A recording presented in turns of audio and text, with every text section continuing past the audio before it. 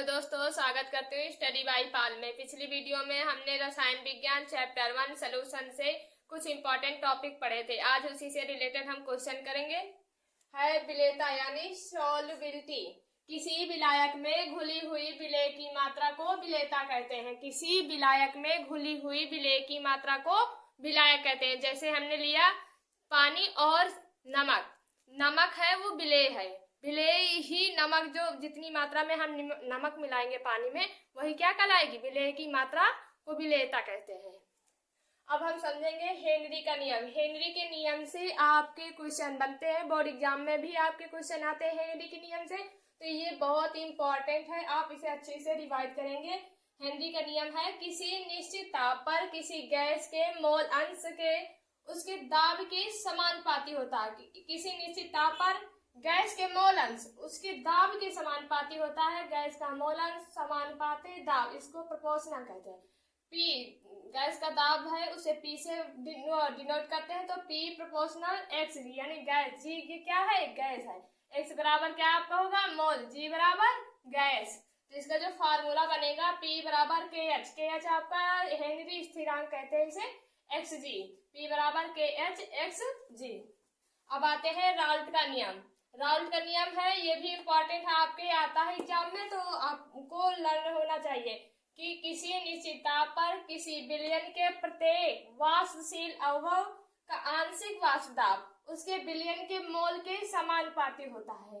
फिर से रिवाइज करेंगे, किसी निश्चित ताप पर किसी विलयन के प्रत्येक वाष्पशील अवयव का आंशिक वाष्प दाब उसके विलयन में मोल अंश के समानुपाती होता है।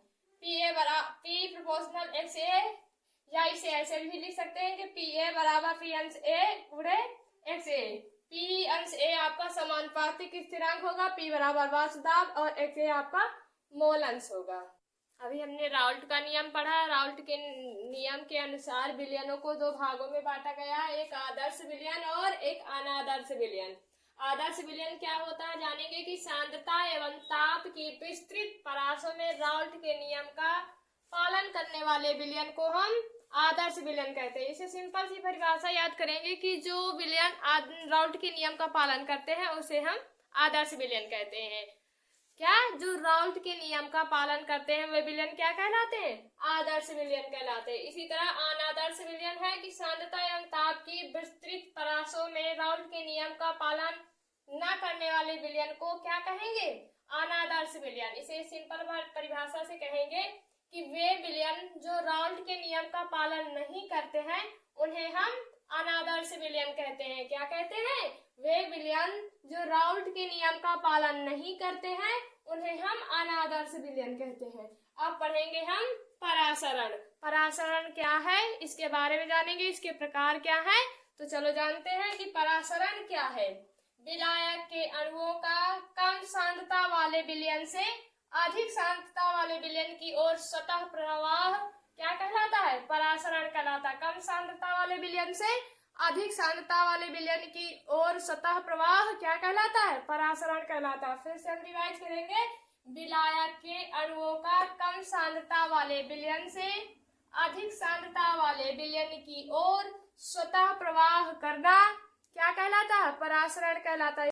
परासरण के प्रकार। परासरण को दो भागों में बांटा गया है, एक अंतः परासरण और एक बाह्य परासरण। सिंपल से जानेंगे कि अंतः परासरण, जैसे आपने किशमिश लिया, किशमिश को जब आप पानी में भिगोते हैं तो उसकी जो पतली सी मेम्ब्रेन यानी झिल्ली होती है उसमें से पानी अंदर चला जाता है और वो किशमिश फूल के बड़े हो जाते हैं। ये कैसा परासरण है, ये अंतः परासरण है। अब हम जानेंगे बाह्य परासरण। बाह्य परासरण, जैसे आपने अंगूर लिया, अंगूर आप जब ताजा लेते हैं तो अंगूर आप उसको 2-3 दिन या धूप में ऐसे रख दे तो वो हल्का हल्का सिकुड़ने लगता है, उसकी जो मेम्ब्रेन यानी जो झिल्ली होती है बाहरी वो सिकुड़ने लगती है। वो कैसा परासरण है, वो बाह्य परासरण है। आप ध्यान रखेंगे कि अंतः परासरण क्या है और बाह्य परासरण क्या है। अंतः परासरण में हमने आपको बताया किशमिश का उदाहरण देखिए और बाह्य परासरण में अंगूर का।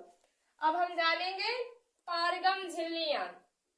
ऐसी झिल्ली जिनमें से विलेय एवं विलायक दोनों के कण गुजर सकते हैं उन्हें हम क्या कहते हैं, पारगम्य झिल्ली। ऐसी झिल्लियां जिनमें से विलायक और विलेय दोनों के कण गुजर जाए वो पारगम्य झिल्ली कहलाती है। और जैसे ऐसे झिल्लियां जिनमें ना तो विलायक के अणु गुजर सकते हैं और ना ही विलेय के, उसे अपारगम्य झिल्लियां कहती है। और जिसमें ऐसी झिल्लियां जिसमें विलायक के अणु तो गुजर सकते हैं लेकिन विलेय के अणु नहीं, ऐसी झिल्ली को हम क्या कहते हैं? अर्धपारगम्य झिल्लियां। तो आज हम जाने हैं पारगम्य झिल्ली, अपारगम्य झिल्ली और अर्धपारगम्य झिल्लियां। पढ़ेंगे परासरण। परासरण दाब। परासरण दाब यानी ऑस्मोटिक प्रेशर। परासरण की क्रिया को रोकने के लिए विलयन पर लगाया गया न्यूनतम दाब परासरण दाब कहलाता है। क्या है? परासरण क्रिया को रोकने के लिए लगाया गया न्यूनतम दाब क्या कहलाता है? परासरण दाब कहलाता है। परासरण क्रिया को रोकने के लिए विलयन पे जो दाब लगाया जाता है उसे क्या कहते हैं? परासरण दाब कहते हैं। अब देखेंगे परासरण दाब मापने की विधि। परासरण दाब को मापने की अलग अलग विधियां हैं, कुछ आपकी बुक पे दी गई है। जैसे आपका एक विधि है डी ब्रीज विधि और एक है बार्कले एवं हार्टले विधि और तीसरी है डाउनसेट विधि। इसमें से जो आपकी इंपॉर्टेंट है वो है बार्कले एवं हार्टले विधि।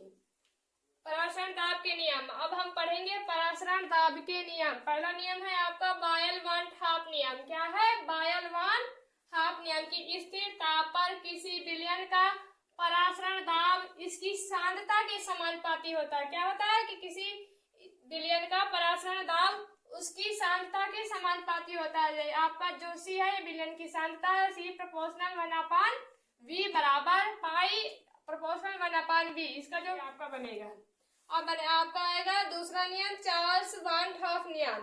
चार्ल्स वन हाफ नियम स्थिर सांद्रता पर किसी विलयन का परासरण दाब पाई उसके परम ताप टी के समानुपाती होता है। क्या है? स्थिर सांद्रता पर किसी विलयन का परासरण दाब पाई उसके परम ताप टी के समानुपाती होता है। तो पाई आपका क्या है? परासरण दाब प्रोपोर्शनल किसके? परम ताप यानी टी के। तो इसका जो फार्मूला बनेगा पाई प्रोपोर्शनल टी, यानी इसको अगर दूसरे फार्मूला भी स्थिरांक करेंगे, इसको टी को इधर लेके आएंगे तो पाई अपॉन टी बराबर क्या आएगा? स्थिरांक।